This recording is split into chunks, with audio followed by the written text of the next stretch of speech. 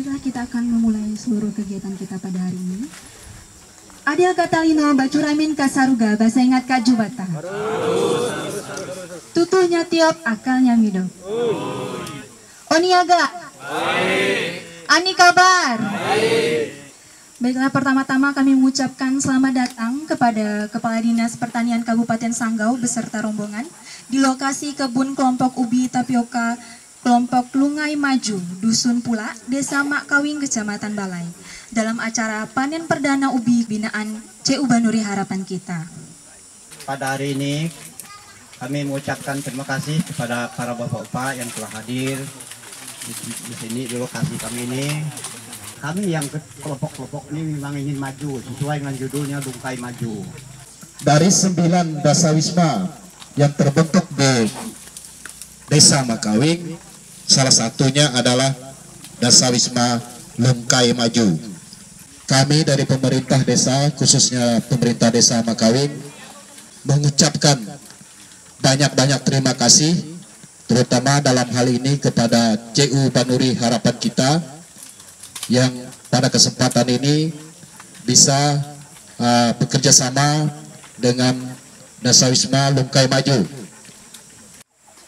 Pada kesempatan yang berbahagia ini, kita pantas mengucap syukur dan berterima kasih kepada Tuhan Yang Maha Kuasa karena kita semua boleh hadir untuk bersama-sama nanti kita melaksanakan kegiatan panen perdana untuk ubi ini pada kelompok tani Lungkai Maju. Kelompok tani yang ada di sini itu merupakan di bawah binaan dari CU Baharta. Nah, di sini yang mau kami sampaikan bahwa CU Baharta dalam menjalankan visi dan misi lembaga tidak hanya tertuju pada core bisnis yaitu simpan pinjam yang seperti kita ketahui, tetapi dalam hal ini kita juga ada melaksanakan yang namanya program pendampingan kepada para petani, pada kelompok tani dalam usaha produktif. Nah, sehingga nanti jika usahanya berhasil, maka kehidupan atau taraf hidup dari masyarakat atau kelompok tani tersebut bisa meningkat. Selain ubi, juga perlu kami sampaikan juga kepada Bapak bahwa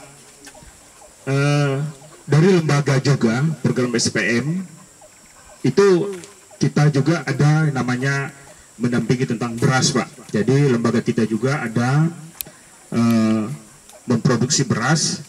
Jadi kita bekerja sama dengan kelompok-kelompok tani. Tapi untuk sementara sekarang, kalau tidak salah untuk di Kabupaten Sanggau belum ada. Cuma yang ada hanya di Menjalin, ya, di Kabupaten Landak. Nah, pada kesempatan ini juga harapan kami bahwa terima kasih kepada Bapak Kepala Dinas Pertanian Kabupaten Sanggau yang telah sudi hadir. Harapan kami dari lembaga adalah adanya sesuatu yang sinergi antara lembaga CU dengan lembaga CU, tidak hanya satu CU, Pak, CU yang ada di Kabupaten Sanggau, kemudian dengan pemerintah. Nah, dalam hal ini tidak lain dan tidak bukan bahwa jika misalnya ada program-program pendampingan, misalnya pelatihan, nah bisa juga berkoordinasi dengan lembaga sehingga nanti lembaga bisa menyampaikan ke anggota-anggotanya untuk mengikuti pelatihan-pelatihan yang sifatnya bisa untuk menunjang kegiatan usaha produktif yang ada pada kelompok tani tersebut. Ini kami bersyukur bahwa kehadiran CU dengan masyarakat, dengan anggotanya sangat-sangat peduli. Kalau saya lihat tidak ada kurangnya lagi untuk lembaga-lembaga memperhatikan masyarakatnya. Baik Bapak Ibu, kembali ke topik kita hari ini, panen ubi kayu. Kita ini Indonesia ini masih membutuhkan, sangat membutuhkan. Singkong ini bentuk diversifikasi bahan pangan. Diversifikasi itu artinya adalah alternatif pilihan, bukan bahan utama. Ketahanan pangan kita ini tidak semata-mata hanya bertumpu kepada beras. kita bersyukur Pak, di kondisi COVID ini, ya, di kondisi COVID yang dimulai dari Januari, Indonesia baru masuk ke bulan Februari, sampai sekarang, ya bersyukur kata orang tuh kita belum kalang kabut pangan ya, belum ada kita dengar daerah-daerah yang kelaparan. Merupakan kebanggaan dan kebahagiaan kami bisa bersama Bapak Ibu semua karena kita dapat hadir pada kesempatan yang berbahagia dan baik ini. Hadirin yang kami hormati, Bapak Ibu, kami yang pertama membacakan pidato Pak Bupati yang dititipkan kepada kami untuk sampaikan kepada Bapak Ibu. Pembangunan pertanian merupakan upaya peningkatan kualitas hidup masyarakat yang bermata pencarian tani. Hal tersebut dapat dicapai melalui inovasi teknologi, pengembangan produktivitas tenaga kerja, pembangunan sarana dan prasarana ekonomi, serta penataan dan pengembangan kelembagaan pertanian. Pengelolaan sumber daya manusia dengan sumber alam, teknologi, dan kelembagaan merupakan faktor utama yang secara sinergis menggerakkan pembangunan pertanian untuk mencapai peningkatan produksi pertanian dan sumber daya manusia. Mengacu visi misi Pak Bupati yang ketiga, yaitu meningkatkan taraf hidup masyarakat berbasis ekonomi kerakyatan dan nilai-nilai kearifan lokal. Dan misi ketujuh, yaitu meningkatkan pembangunan berbasis desa dan kawasan pedesaan. Pemerintah daerah bersama masyarakat terus-menerus melaksanakan pembangunan di berbagai sektor, juga termasuk sektor pertanian. Pemerintah bersama-sama masyarakat harus mampu menyediakan kebutuhan pangan bagi masyarakat. Kondisi terpenuhinya pangan bagi kita, kalau sehari-hari kita nyebutnya bisa makan kenyang, perut kenyang. Tadi beliau Pak Kepala BPS juga mengungkapkan tersedia pangan bagi kita. Salah satunya sumber pangan diversifikasi tadi, macam-macam ya Pak, macam-macam pangan.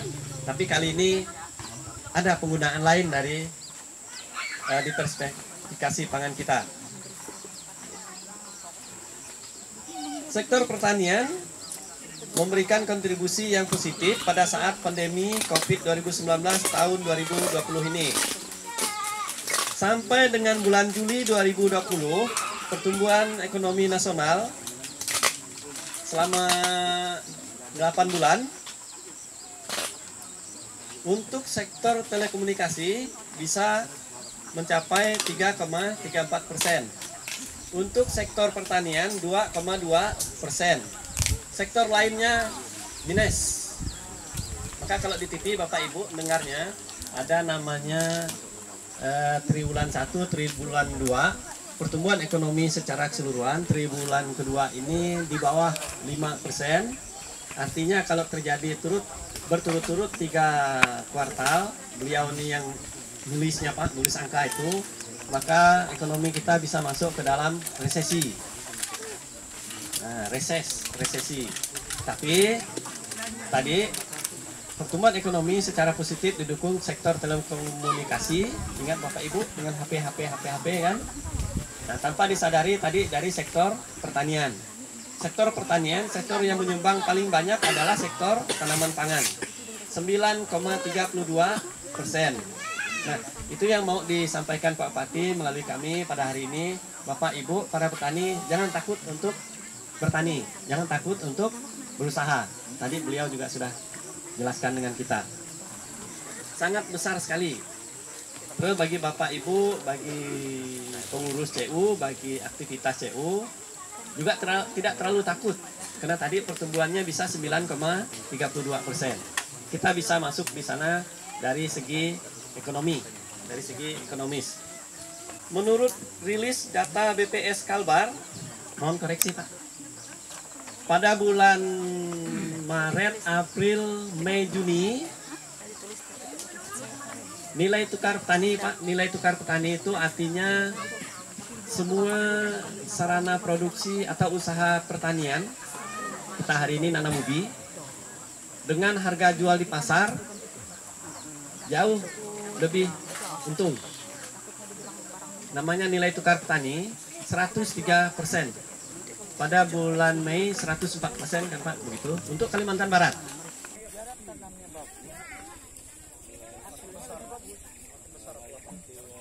Oke, kami minta Bapak-Bapak bisa turun sesuai dengan nama yang sudah ada.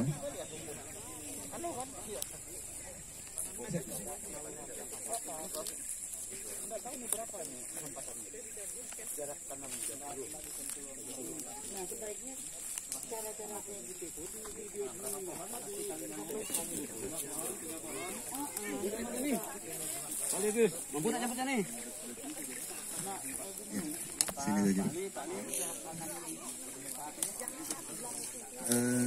Dari BPS Pak Ali sudah ya. Pengurus Pak Ruba. Sini Pak, boleh Pak. Dari sini Pak. Ya. Pak Kepala Desa.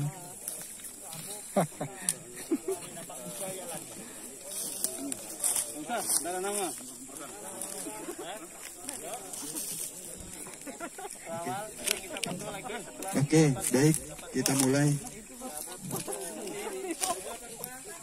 Pak Ruba, Pak Yulis saja, Pak Yulis Kurniawan.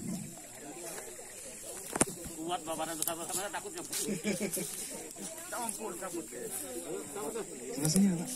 Sebelah sini. Oke, bisa kita mulai. Satu. Sebelah sana Pak Yulis. Satu.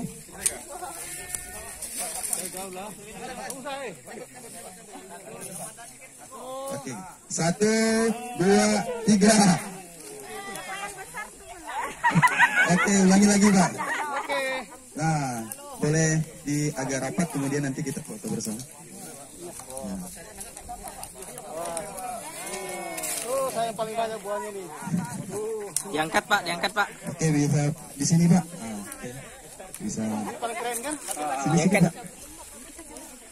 Agak mundur sedikit Pak.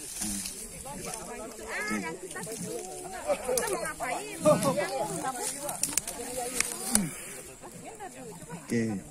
Nah, 31 ton lah katakan hasilnya. 1 hektarnya itu 100 kali 100. Jadi kalau ini 31 ini sudah masuk kategori sedang ini. Teman-teman PPL, ini tolong diperhatikan jarak tanam. Ini dari hasil pengamatan penimbangan ini, jumlah rumpun dalam petaknya semakin sedikit, beratnya kok semakin besar. Berarti ini nanamnya rapat. Bukan yang kita kejar jumlah pohon, tetapi hasil akhir kalau ditanam rapat pasti jelek. Pupuknya banyak.